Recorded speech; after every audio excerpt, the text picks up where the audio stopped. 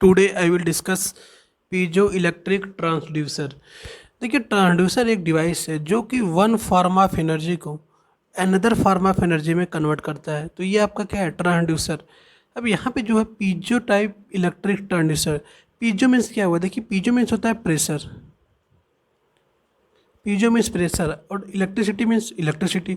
जब हम pressure apply करके जहाँ पे एक ऐसा ट्रांसड्यूसर है जहाँ पे हम प्रेशर अप्लाई कर रहे हैं और हमें क्या मिल रहा है, इलेक्ट्रिसिटी। क्लियर है कि नहीं। देखिए, ट्रांसड्यूसर आपकी डिवाइस है जहाँ पे वन फॉर्म ऑफ एनर्जी को अनदर फॉर्म ऑफ एनर्जी में कन्वर्ट करते हैं। तो पीजो इलेक्ट्रिक टाइप ट्रांसड्यूसर में हम प्रेशर एनर्जी को इलेक्ट्रिकल एनर्जी में कन्वर्ट कर रहे हैं। तो इसके टाइटल से ही क्लियर है कि पीजो इलेक्ट्रिक ट्रांसड्यूसर में हम प्रेशर या फोर्स एनर्जी को इलेक्ट्रिकल सिग्नल में कन्वर्ट करेंगे। तो सबसे पहले हम क्रिस्टल डिस्कस करते हैं क्रिस्टल। देखिए, क्रिस्टल है क्या, जिस पे हम फोर्स अप्लाई करते हैं जो कि इलेक्ट्रिकल सिग्नल कन्वर्ट करता है। देखिए, क्रिस्टल एक मटेरियल का बना होता है, जनरली नेचुरल भी है और सिंथेटिक भी है। नेचुरल में हम जनरली क्वार्ट्ज लेते हैं और टर्मलिन लेते हैं। सिंथेटिक में लिथियम सल्फेट या फिर बेरियम टाइट्रेट। इस टाइप के जो सरफेस पे यदि आप कोई फोर्स या स्ट्रक्चरल फोर्स या फिर आप लोड लगाएंगे इसके सरफेस पे, जैसे क्वार्ट्ज के, तो इसके आउटर सरफेस पे एक वोल्टेज मीन्स वोल्टेज जनरेट होगा। तो इस टाइप के मटेरियल हम यूज करते हैं। अब वो कैसे वोल्टेज जनरेट होता है, चलिए इसको देखते हैं। आपने फिजिक्स में भी पढ़ा होगा, इसको ट्रायंगल लॉ से समझते हैं। जैसे इस टाइप का एक ट्रायंगल,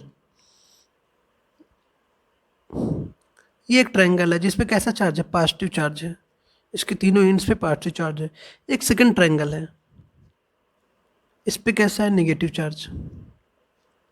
अब देखिए, जो पॉजिटिव चार्ज है इसका सेंटर कहाँ अप्लाई करता है, आपको पता है ट्रायंगल का सेंटर जस्ट बीच में, इसके थोड़ा सा अपर साइड यहाँ पॉजिटिव चार्ज आ जाएगा।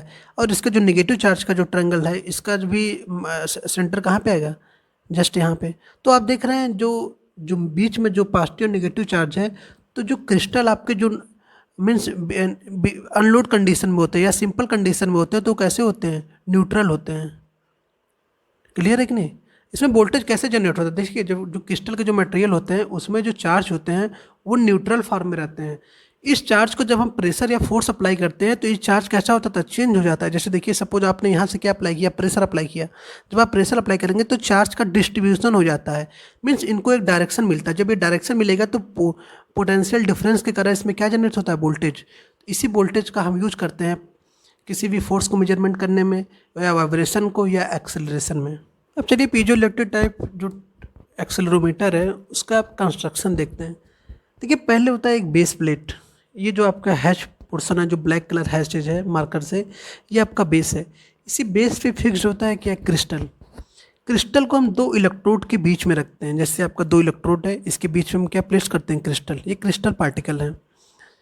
इस जो अपर इलेक्ट्रोड है इसके ऊपर हम एक मास, एक नोन मास जिसकी वैल्यू हमें पता होती है, उसको हम फिक्स्ड मास एक इस पे प्लेस करते हैं और इन दोनों स्ट्रक्चर को कपल कर देते हैं। ये आपका कपलिंग के लिए यूज हुआ, जिससे कि मास में क्या डिफ्लेक्शन ना हो। और ये स्प्रिंग द्वारा होता है। यदि मास का जैसे अंदर इसके मोशन पॉसिबल है, क्लियर है कि नहीं। स्प्रिंग का केवल इतना यूज है कि मास और जो इलेक्ट्रोड के बीच में यदि आप प्रेस कर रहे हैं मास को या मास पे कोई लोड पड़ रहा है तो वेरिएशन पॉसिबल है, इसलिए हम इसमें स्प्रिंग यूज करते हैं। और इसके जो आउटर कपलिंग द्वारा, जैसे ये कपल्ड है, इसका यूज केवल इतना है कि ये इसको कपल्ड किया हुआ है, मास को और क्रिस्टल को।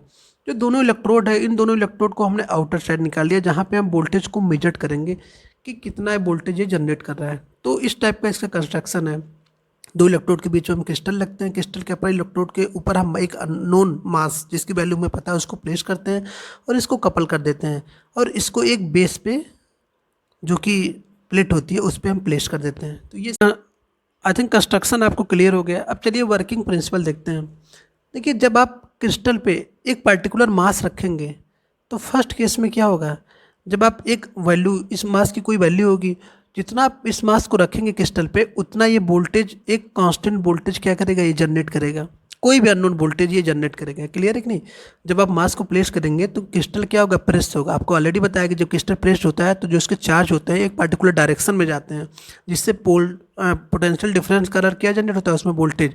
तो एक आउटपुट वोल्टेज आपको मिलेगा।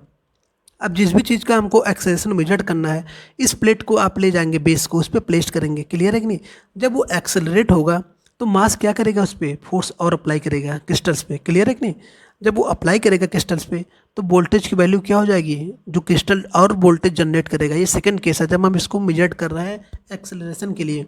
अब उस केस में क्या होगा, जब वोल्टेज और जनरेट होगा तो वोल्टेज का जो डिफरेंस है, जो वोल्टेज जनरेट हो रहा है, उसी डिफरेंस को हम कैलिब्रेट करेंगे किसके टर्म में, एक्सेलरेशन के टर्म में। क्लियर है कि नहीं? तो इसलिए ऐसे ये आपका जो पीजोइलेक्ट्रिक टाइप ट्रांसड्यूसर है ऐसे वर्क करता है। क्योंकि देखिए मास आपका फिक्स्ड है। जैसे देखिए न्यूटन सेकंड लॉ क्या बोलता है, एफ इक्वल टू एम में। यदि आप इस फोर्स को इस इक्वेशन को भी देखेंगे तो मास आपका क्या है, यहाँ पे फिक्स्ड है।